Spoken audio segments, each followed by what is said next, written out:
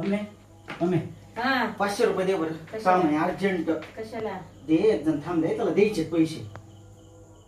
500 रुपये कशाला पण काम आहे हा, द्यायचे तर. कवा देणार आहेस तुला सकाळी देतो पैसे, दे लवकर, अर्जंट या.